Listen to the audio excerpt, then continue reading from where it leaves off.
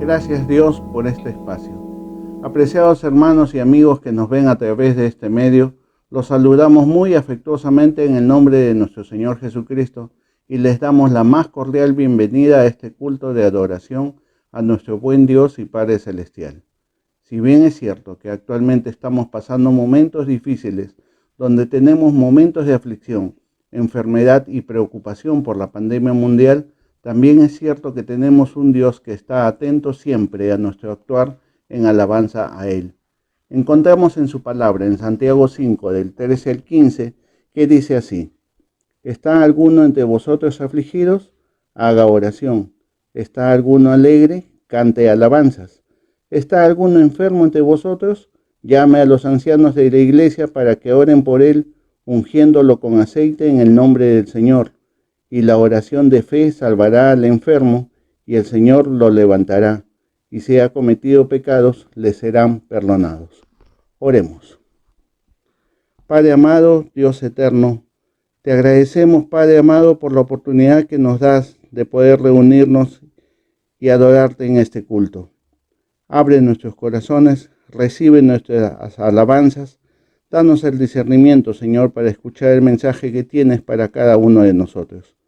Te alabamos, Señor, oramos a ti en el nombre precioso de Jesús, tu Hijo. Amén.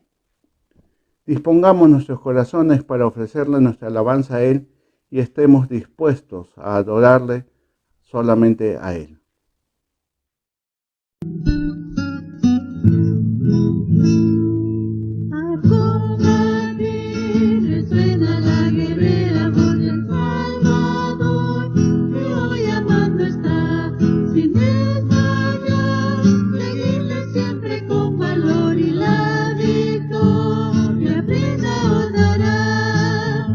La batalla, oh fiel cristiano, con el escudo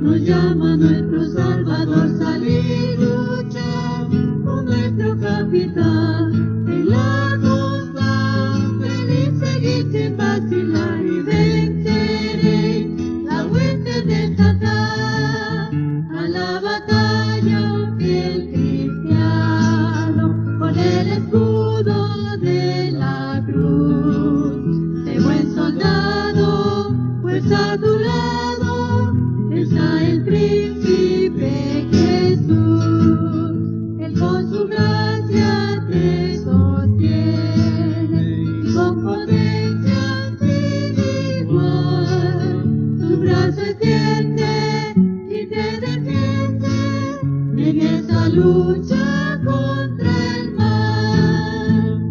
Al Rey de Reyes, nuestro Salvador Jesús, honor y gloria todo tributar, pues ya los suyos gozan de su plenitud y pronto reinarán en santidad.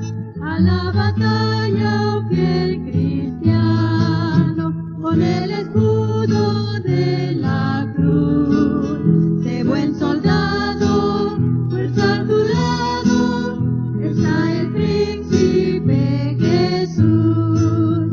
Él con su gracia te sostiene y con potencia sin igual. Su brazo extiende y te defiende en esta lucha contra el mal.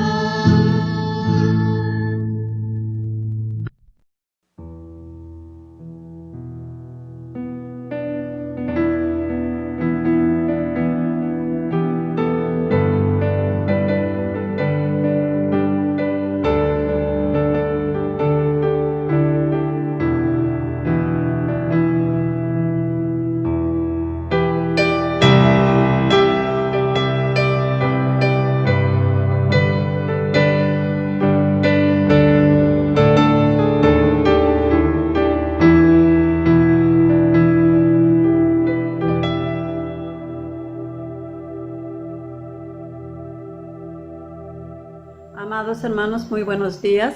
Vamos a orar. Amado Dios, nos acercamos ante tu presencia para agradecerte de una manera muy especial por lo mucho que has hecho en nuestras vidas, oh eterno Dios. Gracias por librarnos del mal. Gracias por tu cuidado. Gracias por tu protección. Gracias por el sustento diario, oh Padre eterno. En este tiempo de pandemia, Padre eterno, pudimos ver tu mano poderosa. ¿Cuántos de nuestros hermanos han sido infectados con este virus, Padre eterno? Pudimos ver tu mano poderosa sanando, restaurando esas vidas, Padre eterno. ¿Cuántos también que han pasado a la presencia tuya, Padre? A sus familiares has consolado y has fortalecido, eterno Dios. Gracias por esa misericordia que nos sabes tener a pesar de nuestras fallas, de nuestras debilidades. Tu amor será de continuo, Padre Santo, para nosotros. Te agradecemos porque tú lo seguirás haciendo en nuestras vidas, seguirás obrando, Padre eterno. A ti sea la honra y la gloria en todo tiempo. Así oramos en el nombre de Jesús. Amén. Continuamos con nuestra programación, amados hermanos.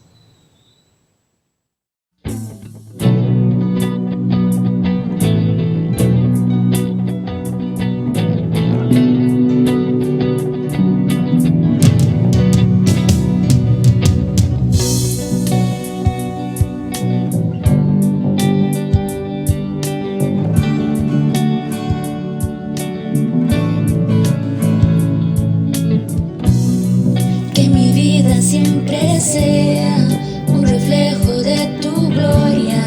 Quiero respirar tu aliento, conocerte en lo secreto, y mi corazón y mi mente te los doy a ti por siempre. Ven y haz lo que tú quieras, seré tuya hasta que vuelva.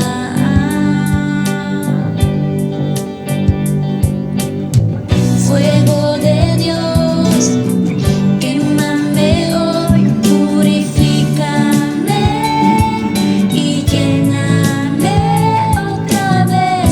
Fuego de Dios, quémame hoy, purifícame y lléname.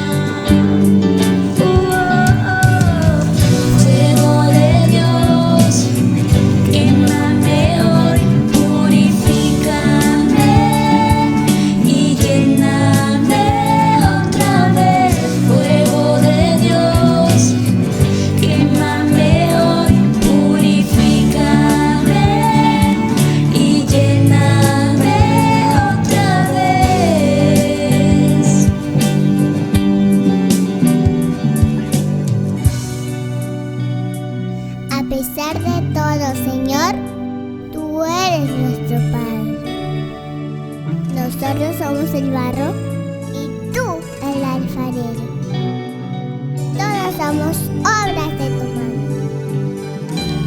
Isaías 64:8. Solo quiero agradarte y mi mundo entregarte. Quita todo lo que estorbe, para ti quiero siempre vivir.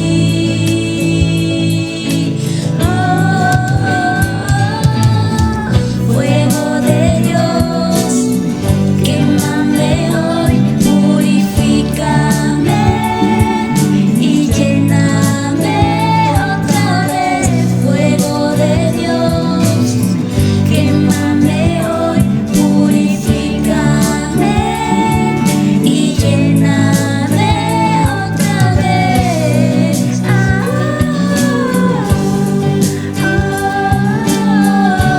Purifícame y lléname otra vez.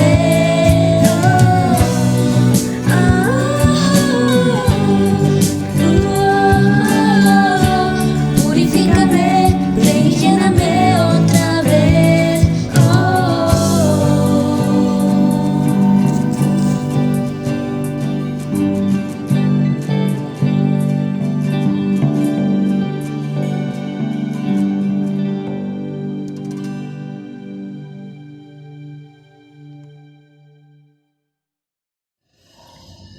Queridos hermanos, quiero dirigirme una oración al Señor y les ruego que me acompañen con esta oración. Bendito Dios Padre Celestial que estás en los cielos y en todas partes. Gracias, Señor, porque te conozco desde mi niñez y he visto tu mano cariñosa hasta a través de los años. Siempre me has bendecido. Tu palabra, tú dijiste, pruebas siempre tendréis. Yo he vencido al mundo. Así es, Señor, siempre he confiado en ti y hasta los años que tengo has sido misericordioso conmigo. Gracias, Señor, gracias, y con mi familia también. En estos momentos que estamos pasando dificultades en este mundo, esta peste de la enfermedad, te ruego que seas bendigas a todos mis hermanos que hayan perdido a sus seres queridos. Dales la fortaleza y la fuerza para confiar en ti y tú les acompañes.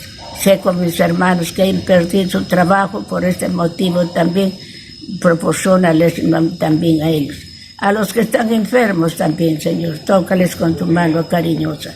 Te ruego por cada uno de los hijos de mis hermanos, para que crezcan y sigan viviendo, conociéndote, adorándote y sirviéndote. Gracias por todo, Señor. Gracias por que tú siempre nos has bendecido. Bendice tu iglesia, Maranata, a la cual asisto. Bendice a los que lo dirigen. Bendice el consistorio. Unge con tu Santo Espíritu para la dirección de tu palabra. Sesgo con cada uno de tus hijos. Te lo agradezco todo, Señor, sabiendo que tú eres digno y poderoso y que nos ayuda siempre. He tenido la prueba de ti, Señor, a través de los años. Gracias, Señor, por todo. En el nombre de Cristo Jesús. Amén.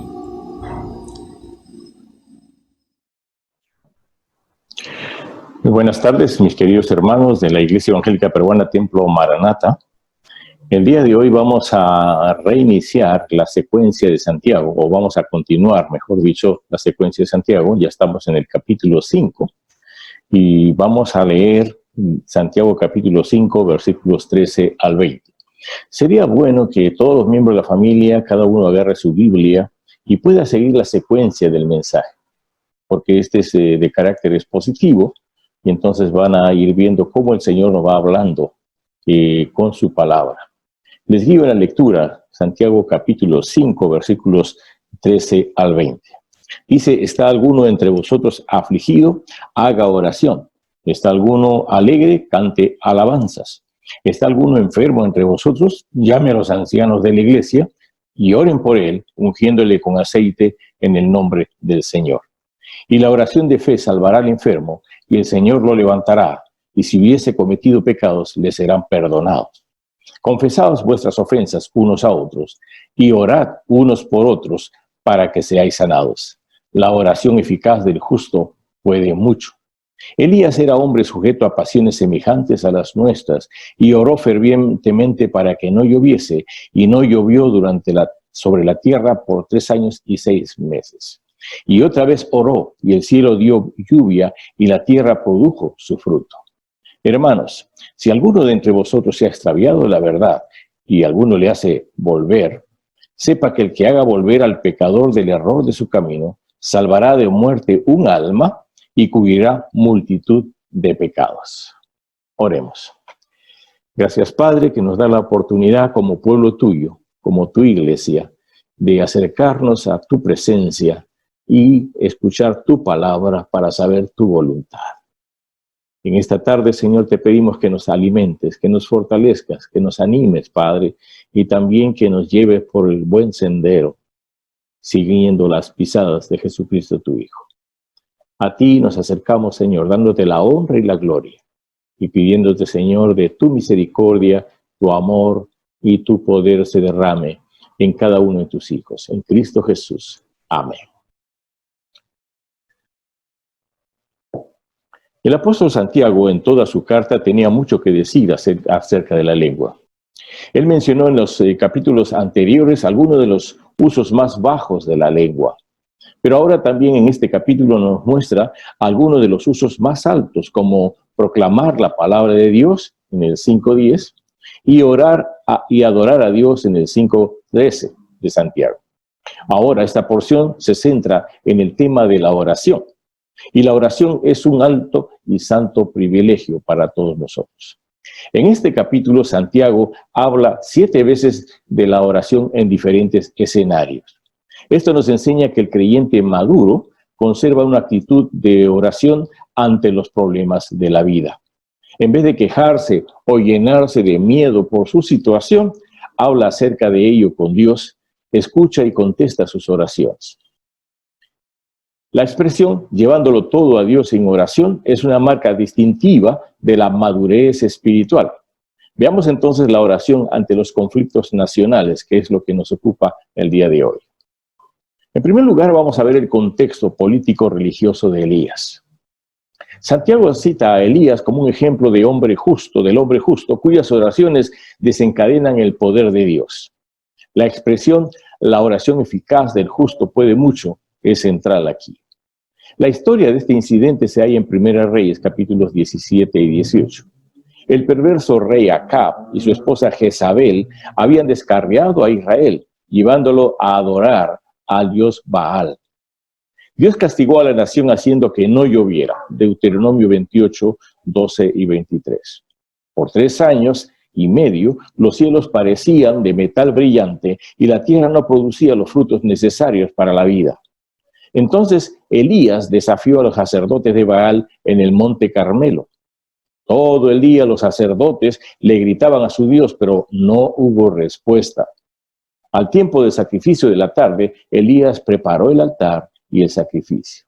Él oró una sola vez, y descendió fuego del cielo y consumió todo el sacrificio. Elías probó que Jehová es el único Dios, pero la nación todavía necesitaba lluvia. Elías subió a la cumbre del monte Carmelo y se arrodilló ante el Señor en oración. Oró y envió a su sirviente 7 veces para ver si había alguna señal de lluvia. A la 7ª vez, el sirviente vio una nube pequeña. No mucho tiempo después hubo una gran lluvia y la nación se salvó. Actualmente, con suma urgencia, necesitamos lluvia de bendiciones y por ello se requiere de hombres y mujeres de oración. Usted y yo podemos serlo. Lo segundo que vamos a ver son las características de Elías. En primer lugar, Elías era un hombre como nosotros. Santiago dice que Elías era un hombre sujeto a pasiones semejantes a las nuestras. Era un ser mortal. Un simple mortal, un ser humano como usted y como yo. Y en realidad Elías no era perfecto. Después de su victoria en el monte Carmelo, tuvo temor, se deprimió, se desanimó y huyó. Pero era un hombre justo según la palabra del Señor. O sea, era obediente al Señor y confiado en Él. Las promesas de Dios en cuanto a las oraciones contestadas son para todos sus hijos, no únicamente para los que consideramos más espirituales. Algunos lo piensan así. Lo segundo que vemos en Elías es que él oró con fe. Y en Primera de Reyes 18:1, el Señor le había prometido que iba a enviar la lluvia. Y entonces, porque Dios le dijo que enviaría la lluvia, él oró con fe. Y al respecto, un siervo de Dios dijo, la oración no es que la voluntad del hombre se haga en el cielo, sino que la voluntad de Dios se haga en la tierra. No se puede entonces separar la oración de la palabra de Dios, porque en su palabra nos da las promesas en las cuales nos apoyamos cuando oramos. Y Elías no solamente oró con fe apoyándose en la palabra de Dios, sino que él fue persistente. Dice Santiago 5, 17 y 18 que Elías oró fervientemente, y más adelante dice, y otra vez oró. En el monte Carmelo, Elías seguía orando por la lluvia hasta que su sirviente le informó que apareció a lo lejos una pequeña nube como la palma de la mano. Muchas veces no obtenemos la respuesta de Dios porque dejamos de orar. Por otra parte, es verdad que no somos escuchados por Dios por nuestra palabrería. Mateo 6:7. Pero hay una gran diferencia entre las vanas repeticiones y la oración de fe persistente. Recordemos que el Señor Jesús oró 3 veces en Getsemaní. El apóstol Pablo oró 3 veces para librarse de su aguijón en la carne. También podemos notar que Elías fue ferviente. Además de persistente, Santiago dice que Elías fue ferviente en la oración, 5:17 de Santiago. En el idioma original se entiende, y él oró en oración. Muchas personas no oran en su oración. Están orando, pero hacen una oración, pero no están orando en realidad. Pronuncian en forma descuidada una sarta de palabras religiosas, pero su corazón no está en sus oraciones. Pronuncian de manera descuidada, en realidad, esas palabras, y en un culto de oración, estoy recordando una ilustración o una anécdota, en un culto de oración de una iglesia, un hermano estaba orando por todo el mundo, entre comillas, y su oración fue tan extensa que otro hermano se impacientó y exclamó diciendo, pídale algo, pídale algo. Y esto da a notar que ninguno de los dos sabía cómo orar. Uno por creer que las oraciones solamente son peticiones, y el otro por creer que al hacer extensa su oración, Dios le iba a responder. Actualmente, como varias cosas que se oyen en los púlpitos y en las congregaciones, se le está dando un enfoque humanista a la oración, diciendo que la oración tiene poder. Esta afirmación o declaración es peligrosa, porque casi todas las religiones y hasta los ateos lo hacen. Santiago dice, la oración eficaz del justo puede mucho. De esta frase sacamos 3 conclusiones o verdades que no contradicen el resto de las escrituras. En primer lugar, esta conclusión y esta verdad es que la oración debe ser eficaz. Esto quiere decir que la oración debe ser bien hecha para que cumpla su objetivo. Si no, no es atendida por Dios, porque no tiene las condiciones para que Dios la considere como tal. La oración es una herramienta para comunicarnos con Dios, para conversar con Él. Si la herramienta está malograda, no puede cumplir su función. No es eficaz, no sirve. Es como un serrucho en manos de un carpintero. Si tiene los dientes torcidos o está muy oxidado, no va a servir, no va a ser eficaz. Recordemos la palabra de Dios en Romanos 8:26, cuando el apóstol Pablo habla de la oración, dice que somos débiles y que no sabemos pedir como conviene. También Santiago nos dice en el capítulo 4, versículo 3, pedís y no recibís porque pedís mal para gastar en vuestros deleites. Esos tipos de oraciones no son eficaces. La oración debe ser hecha por una persona justa, es la tercera conclusión. Una persona justa no es una persona perfecta o completamente santa, sino que es una persona que, consciente de su imperfección, constantemente acude al Señor para pedir perdón, para estar a cuentas con Él. Es aquella que depende plenamente del justo que murió por él y todos los pecadores. Es aquella que, siguiendo las pisadas del Maestro, establece relaciones justas con sus semejantes. Ahora, la oración que cumple estas condiciones va a lograr grandes cosas. Como resultado de lo dicho anteriormente, concluimos que la expresión puede mucho no está refiriéndose a la oración en sí, sino en los requisitos o condiciones en que se hace la oración. Estas condiciones o requisitos no dependen totalmente de habilidades humanas para concluir que el mérito está en abrir la boca y Dios tiene que obedecer y responder afirmativamente nuestras peticiones. Estas condiciones o requisitos son demandados por Dios y Él es el mismo que nos capacita para cumplirlos. Al respecto, Pablo, en Romanos 8:26, nos dice que al ser débiles, aún para orar, necesitamos la ayuda del Espíritu Santo para que nuestras oraciones sean respondidas por Dios. En otras palabras, que sean eficaces. Una oración así accede a ser atendida por Dios y Él con su gran poder actúa a favor de nosotros. En tercer lugar, la oración del pueblo de Dios en medio de la crisis. Hay una pregunta al respecto. ¿Cómo oramos? Para empezar a responder esta pregunta, les invito a ver juntos un pequeño video en forma de caricatura para observar una ilustración de cómo actualmente hacemos nuestras oraciones. Espero que no lo tomen a mal como una crítica o una indirecta malintencionada. Mi propósito es que nos examinemos para ver si nuestra oración tiene las características de ser eficaz.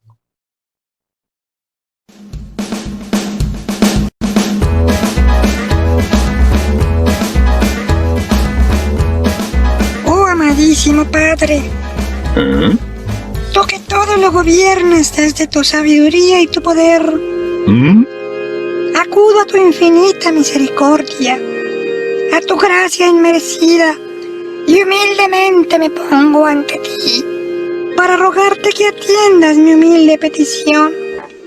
Es solo el deseo de mi corazón ansioso, pero vengo ante ti porque tú suples todas mis cosas y el deseo de mi corazón no te es oculto. Oh, amadísimo Padre, quiero pedirte que extiendas tu poderosa mano y derrames sobre mi vida provisión en abundancia, de manera que yo pueda ser bendecido y pueda ir a la esquina a comprarme un helado. Oh, amadísimo Padre, bendito tú entre todos. Espera. ¿Y por qué no solo me dices, papi, ¿me compras un helado? Y ya, sin tanto aspaviento. Ah, sí. Es que como yo te veo que tú le pides las cosas a Dios de esa manera, pensé que ese era el método para pedir lo que uno quiere. Gracias. Pues sí, ¿no? Ay, niñito.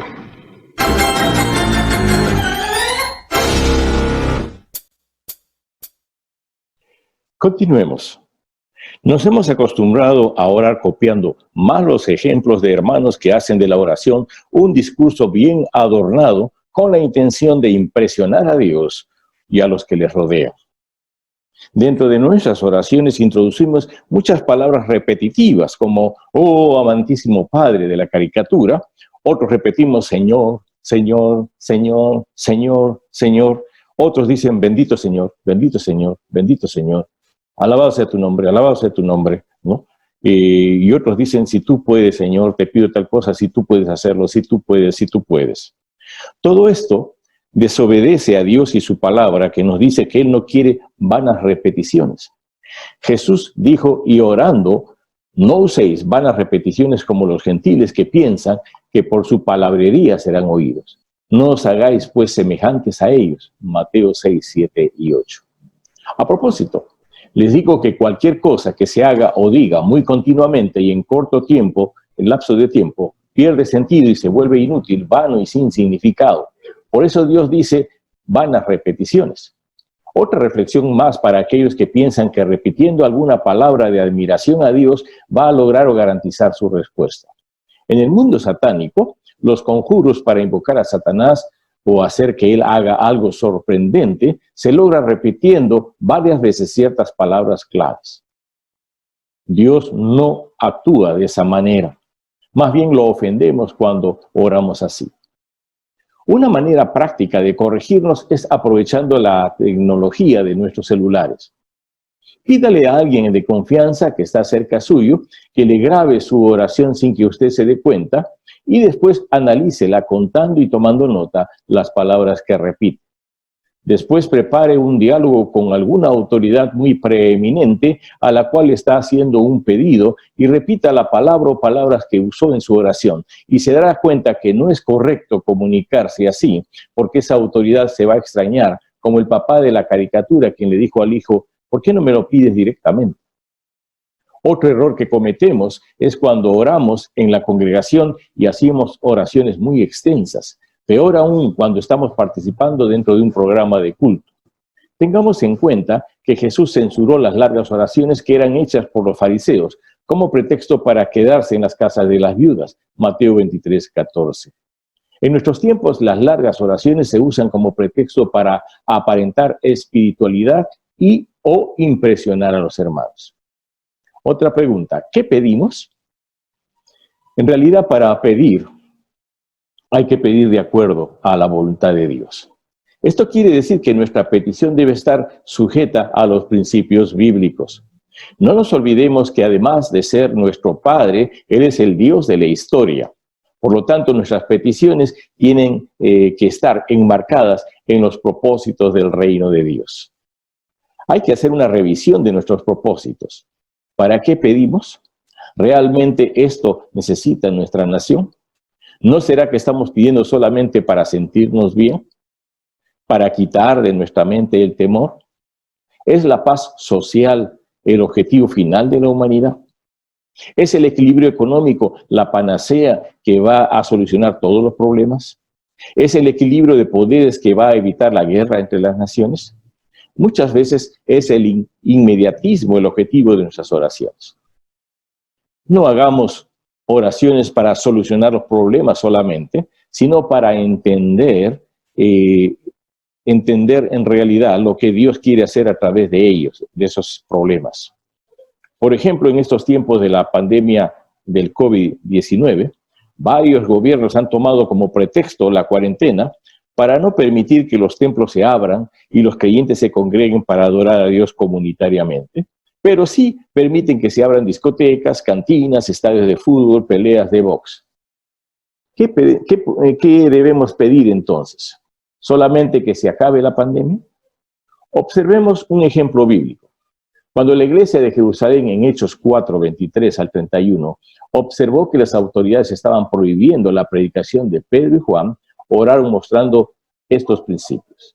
Primero, en el versículo 24 reconocieron la soberanía y el poder creador de Dios.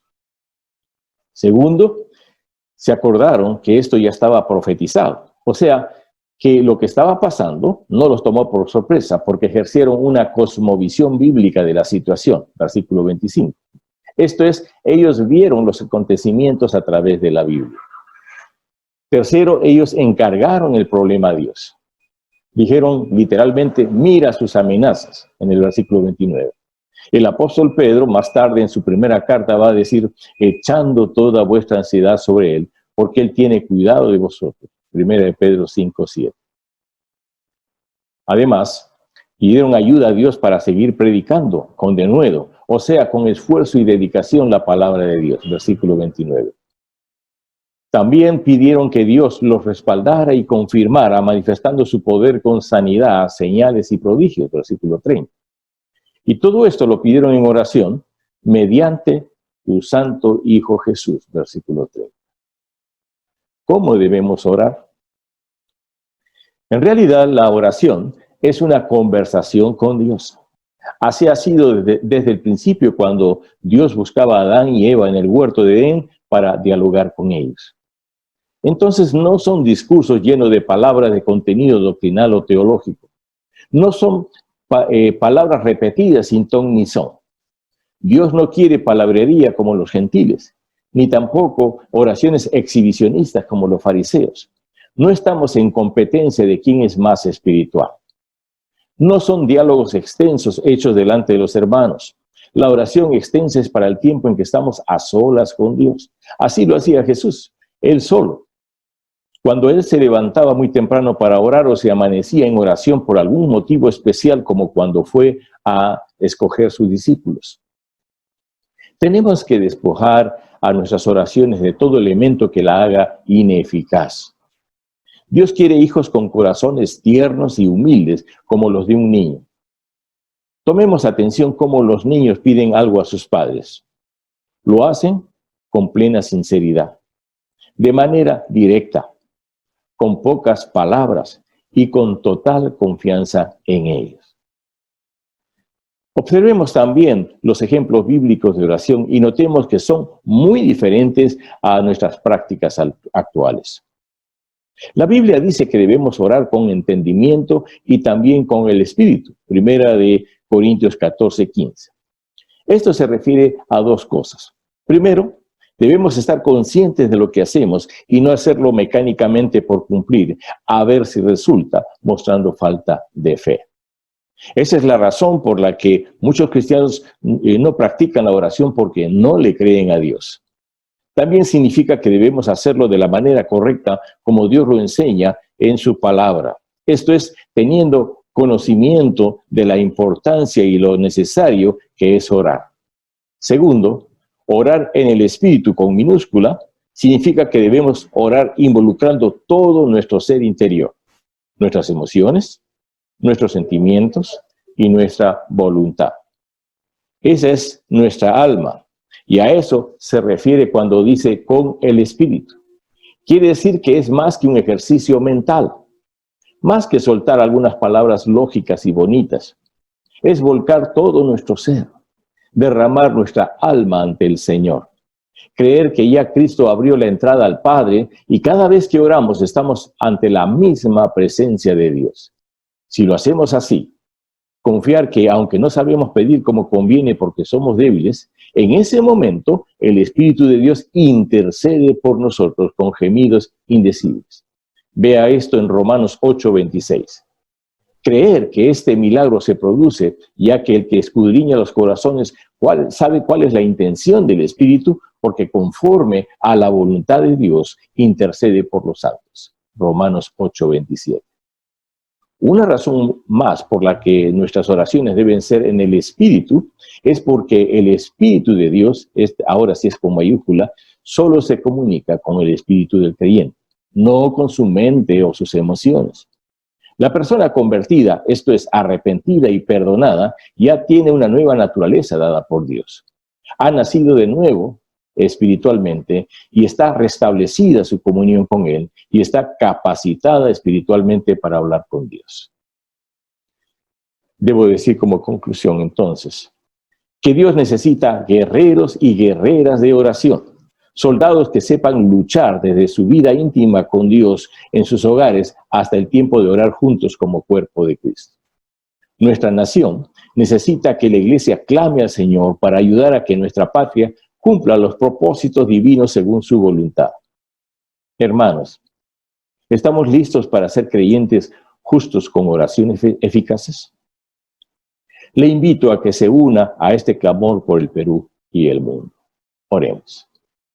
Padre bendito y Dios nuestro, te suplicamos, Señor, que nos ayudes a cada uno de nosotros y a que llevemos una vida justa y también, Padre, de que nosotros tengamos o practiquemos oraciones eficaces de acuerdo a tu palabra. Queremos ser personas que se pongan al frente y estemos liderando este grupo de creyentes como soldados y como guerreros de oración. Ayúdanos, Señor, a interceder fervientemente, o sea que en nuestras oraciones estemos orando realmente, guiados por tu Espíritu. Señor, nos ponemos a tu disposición. Habla a nuestro corazón. Señor, no nos dejes tranquilo hasta que tomemos la decisión. En el nombre de Cristo Jesús. Amén. Amén. Dios les bendiga.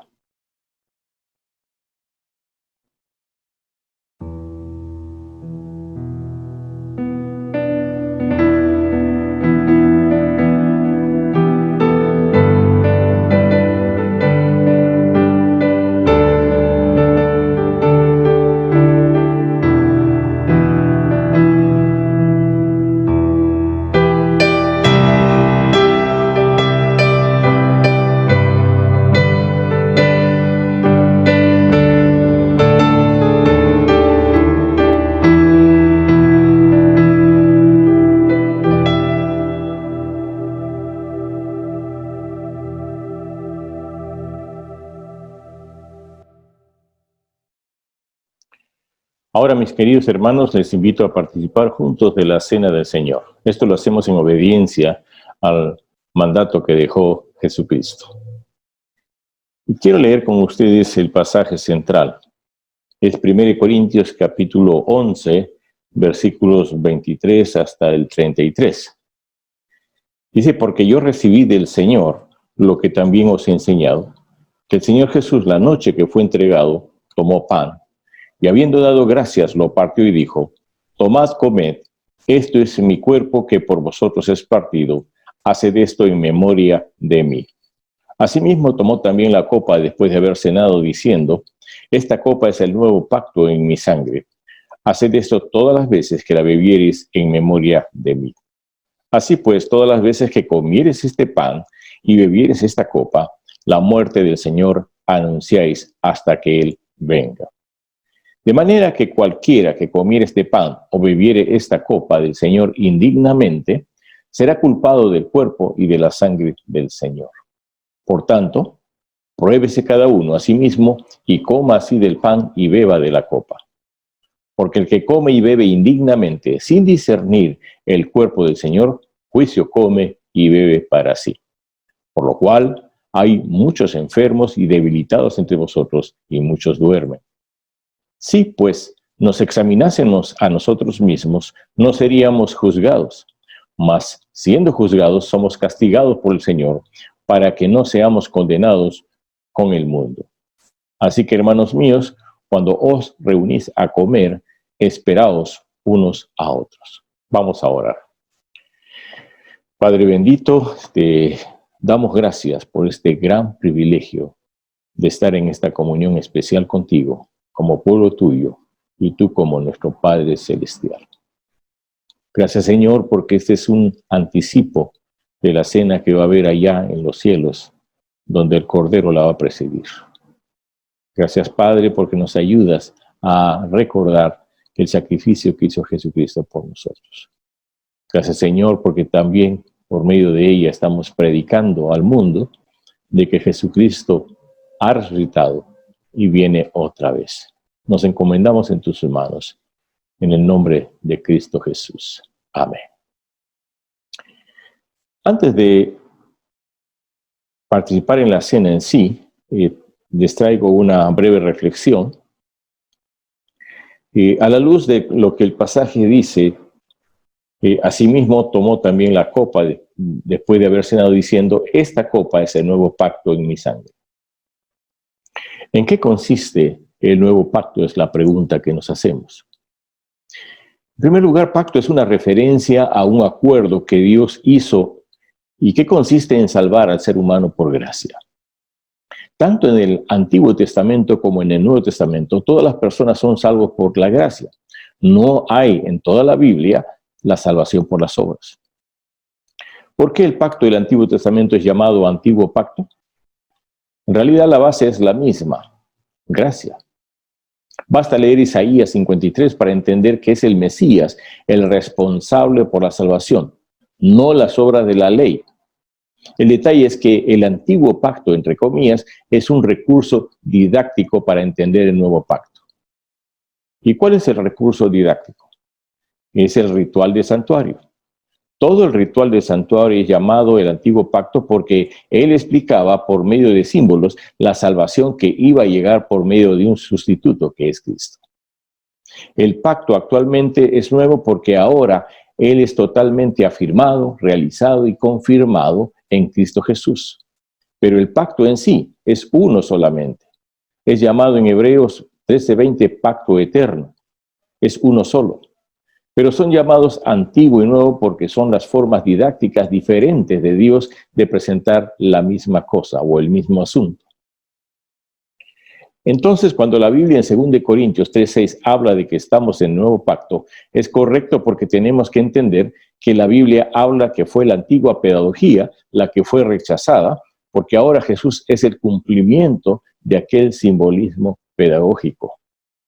Esto no afecta a la ley de nuestra experiencia cristiana.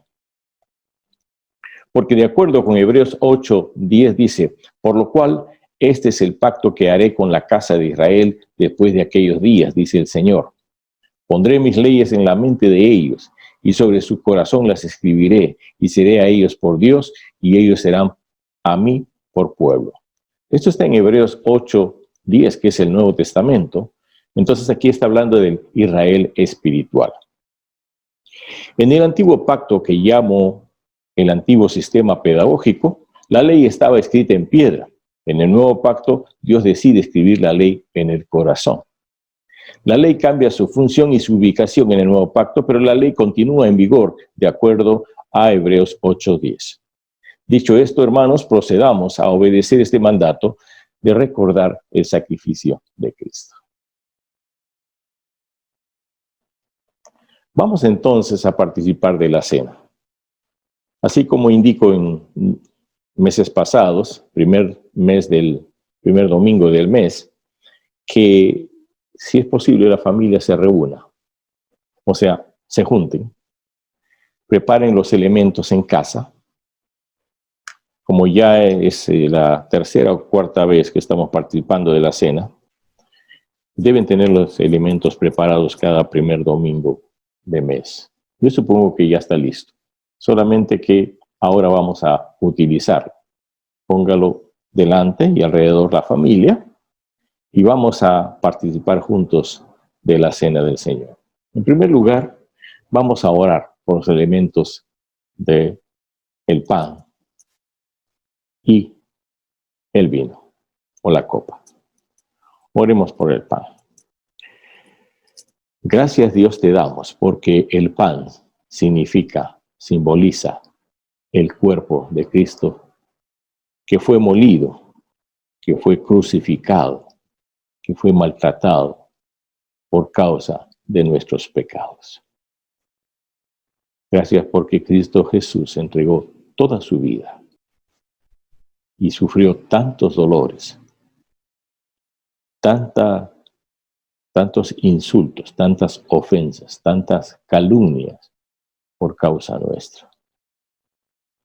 Señor, gracias porque Él dio su vida totalmente hasta que expiró en la cruz. Bendice pues este pan en estos momentos, que es el símbolo de Cristo y su sacrificio en la cruz. En el nombre de tu Hijo Jesús. Amén.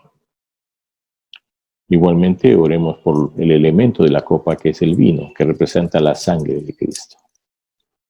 Señor y Padre, suplicamos de tu bendición por este elemento que está en la copa.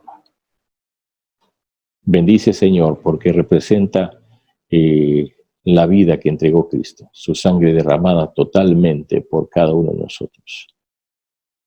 Señor, Él no escatimó nada a fin de lograr aquello por la cual vino a este mundo, a salvar lo que se había perdido. Somos pecadores, Señor, y no merecemos, Padre, la salvación. Sin embargo, tú la otorgas porque acordaste eso en la eternidad con tu Hijo Jesucristo, que Él iba a venir a este mundo y que iba a vivir entre nosotros y que iba a morir por nosotros. Bendice, Señor, esto y bendice a cada uno de los participantes. En el nombre de Cristo Jesús te lo pedimos. Amén. Amén. Entonces, según las Sagradas Escrituras, el apóstol Pablo menciona históricamente y habla del pasado. Dice, porque yo recibí del Señor lo que también os he enseñado. Que el Señor Jesús, la noche, o sea, aquella noche que fue entregado, o sea, antes de que se le entregue, tomó pan y habiendo dado gracias, o sea, habiendo orado por el pan, lo partió y dijo, tomad, comed, esto es mi cuerpo que por vosotros es partido, haced esto en memoria de mí. Sirvámonos del elemento del pan, recordando el sacrificio de Cristo y en obediencia a lo que Él instituyó.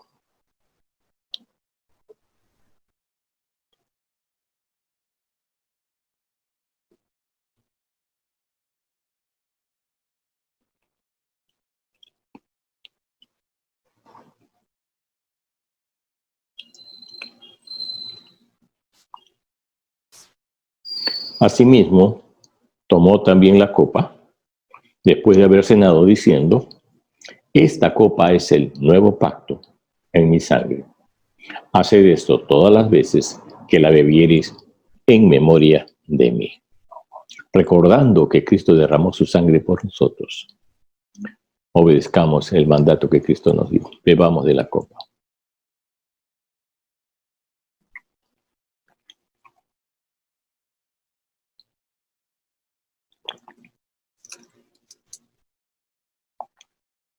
Así pues, dice la palabra de Dios: todas las veces que comieres este pan y bebieres esta copa, la muerte del Señor anunciáis hasta que Él venga. Oremos. Padre bendito y Dios nuestro, dice tu palabra que haciendo esto, anunciamos que Cristo murió por el mundo, por nosotros. Y cuando tu palabra dice hasta que Él venga, estamos también anunciando que no quedó muerto en la tumba, sino que resucitó. Y sabemos también que ascendió a los cielos y que va a venir por segunda vez por los suyos. Señor, sabemos que tenemos una misión en este mundo, de predicar el Evangelio a toda criatura. Señor, que tu iglesia, que cada uno de nosotros nos levantemos para llevar el bendito mensaje del Evangelio a otros que no te conocen. Señor, ayúdanos para que la pasión por las almas que se pierden vuelva a resurgir en nuestro corazón como congregación. Padre, que sintamos dolor, tristeza y pena por aquellos que mueren sin haber arreglado cuentas contigo. Perdona, Señor, esta negligencia y ayúdanos a ponernos a cuentas contigo. No solamente pidiéndote perdón, Señor, sino obedeciéndote en esto también. Bendice a cada uno de tus hijos. Bendice cada familia. Bendice, Señor, la iglesia toda. Y todos juntos te decimos: gloria sea a ti, Padre. Bendito sea, Señor, por los siglos de los siglos. La honra y la gloria sea para ti, en Cristo Jesús. Amén. Amén. Mis hermanos, que Dios les bendiga ricamente y que les guarde en toda esta semana. Y Dios mediante nos vemos la próxima semana. Amén.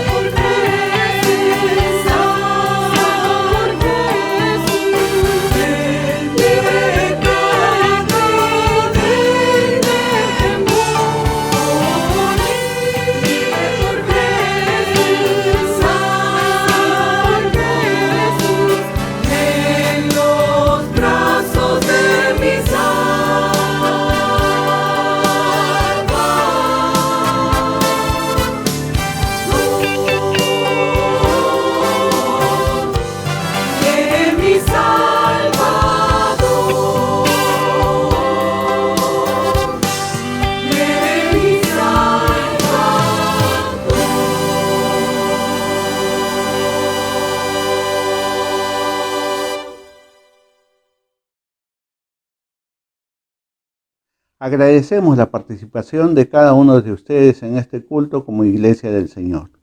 No dejemos de invocar su nombre en cada momento de nuestras vidas, manteniéndonos en oración unos por otros y dando testimonio de Él para honra y gloria de su nombre. Animémonos también a compartir el enlace de nuestros cultos, continuando con el calor fraternal, haciendo iglesia aún de manera virtual. Oremos. Amado Señor, Padre Santo, gracias te damos por este precioso tiempo que nos has permitido tener para honra y gloria de tu nombre. Sabemos que tú nos cobijas, sabemos, Señor, que tú siempre nos tiendes de tu mano y sabemos, Señor, que estaremos protegidos por ti porque eres nuestro Padre que nos ama y te amamos, Señor. Gracias, Dios. Oramos a ti agradecidos en el bendito y precioso nombre de tu Hijo amado, Cristo Jesús. Amén. Dios nos bendiga y nos guarde.